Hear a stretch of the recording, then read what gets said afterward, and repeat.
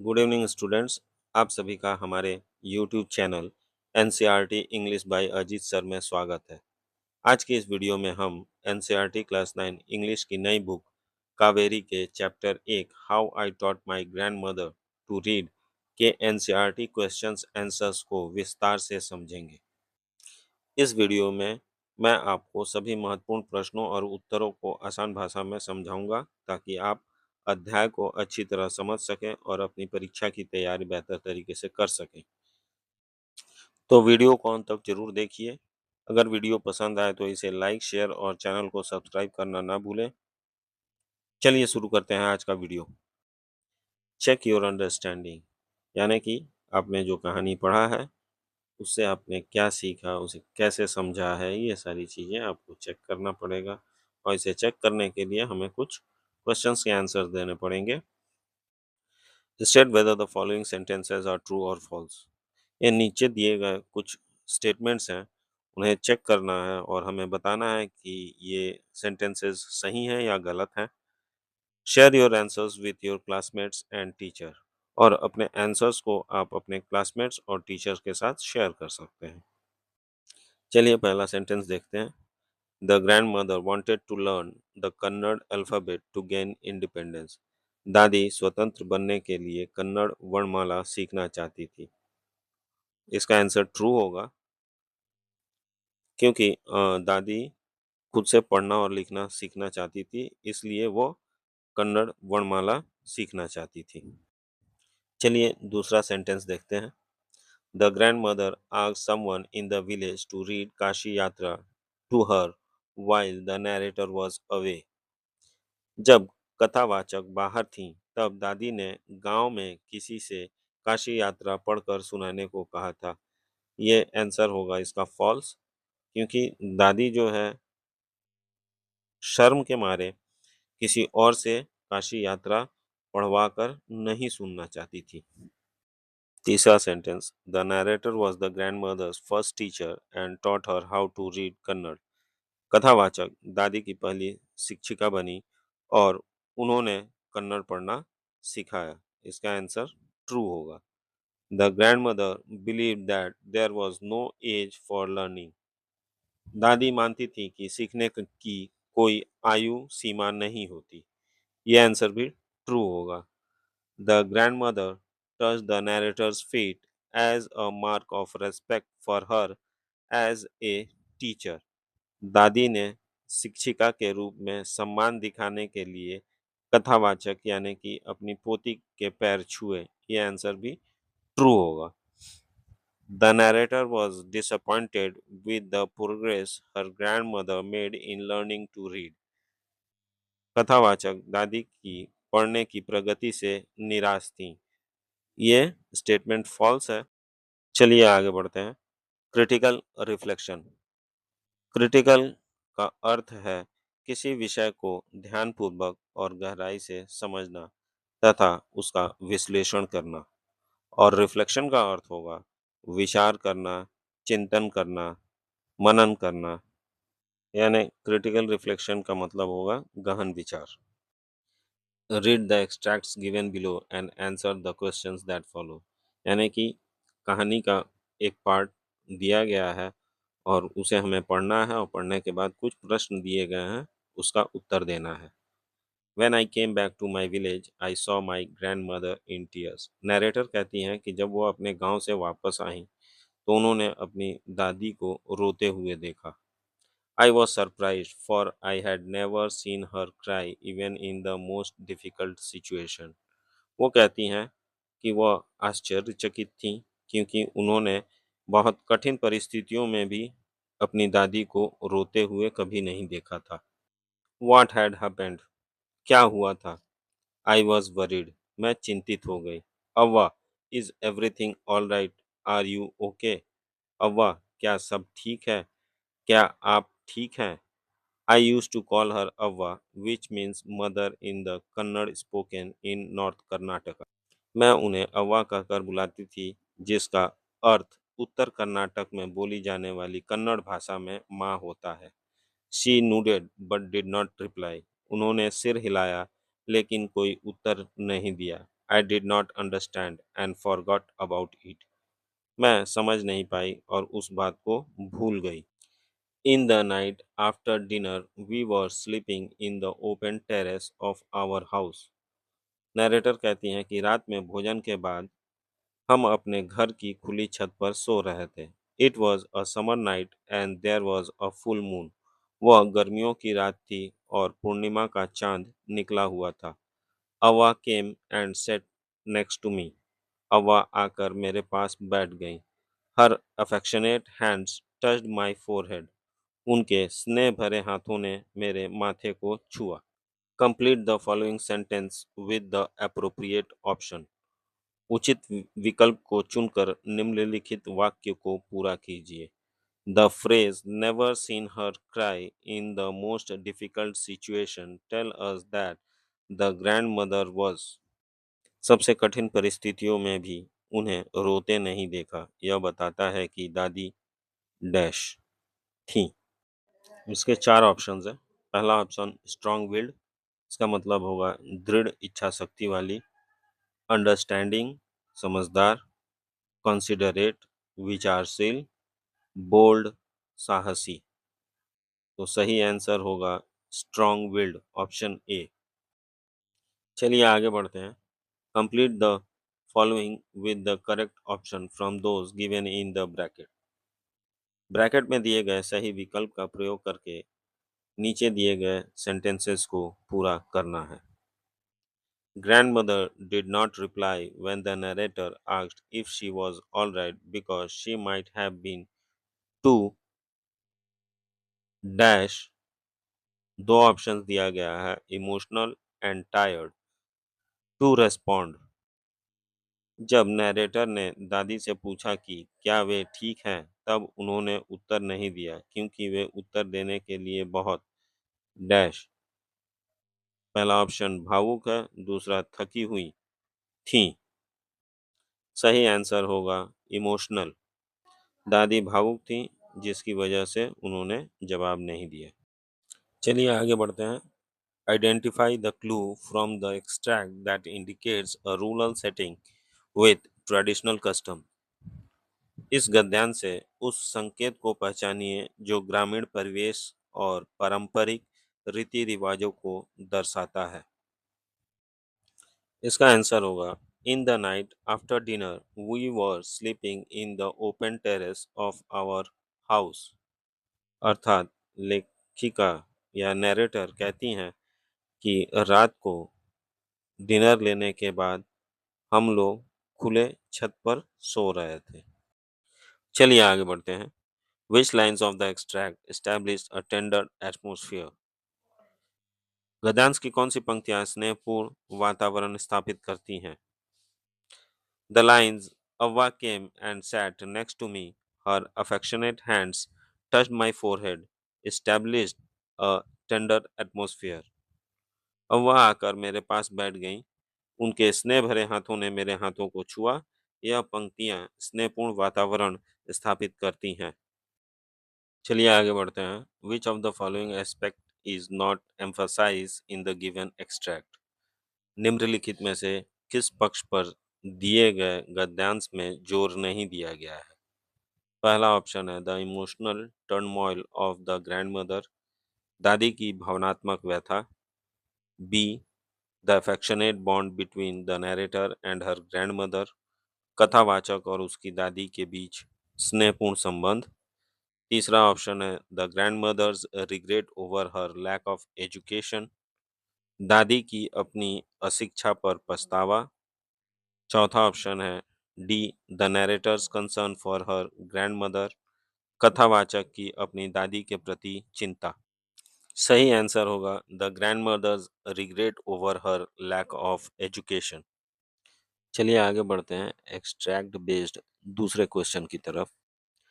I have decided I want to learn the Kannada alphabet from tomorrow onwards. मैंने तय कर लिया है कि मैं कल से कन्नड़ वर्णमाला सीखना शुरू करूंगी। I will work very hard. मैं बहुत मेहनत करूंगी। I will keep Saraswati Puja day during Dussehra as the deadline. मैं दशहरा के दौरान आने वाले सरस्वती पूजा के दिन को अपनी समय सीमा मानूंगी। That day I should be able to read a novel on my own. उस दिन तक मुझे स्वयं एक उपन्यास पढ़ने योग्य हो जाना चाहिए. I want to be independent. मैं आत्मनिर्भर बनना चाहती हूँ.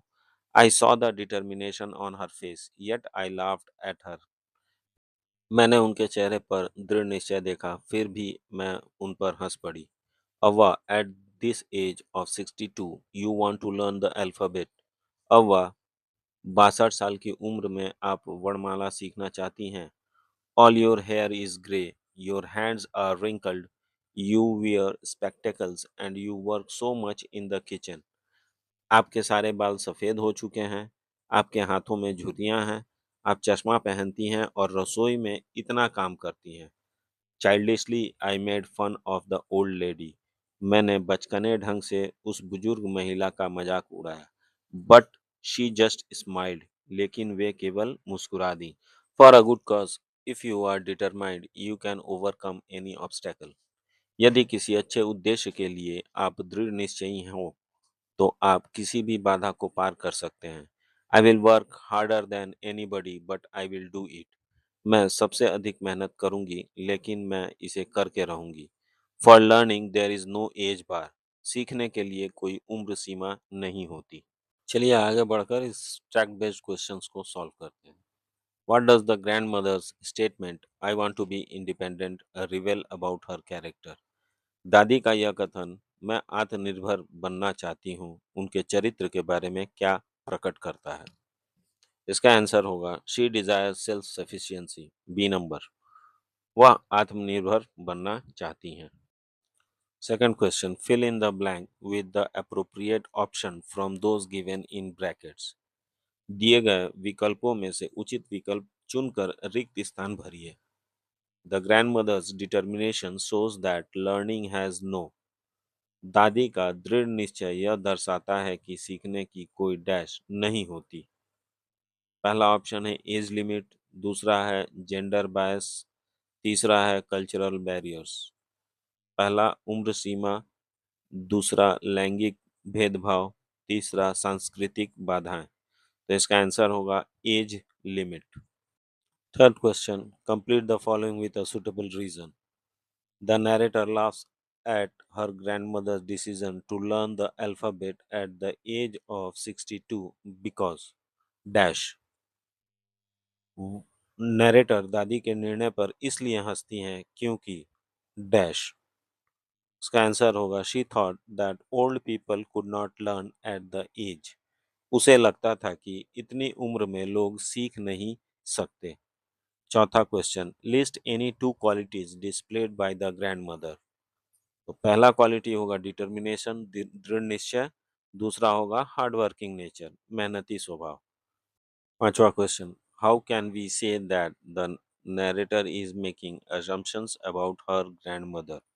हम कैसे कह सकते हैं कि नरेटर अपनी दादी के बारे में अनुमान लगा रही हैं. The narrator assumes that because her grandmother is old, has gray hair, wrinkled hands, and wears spectacles, she cannot learn the alphabet.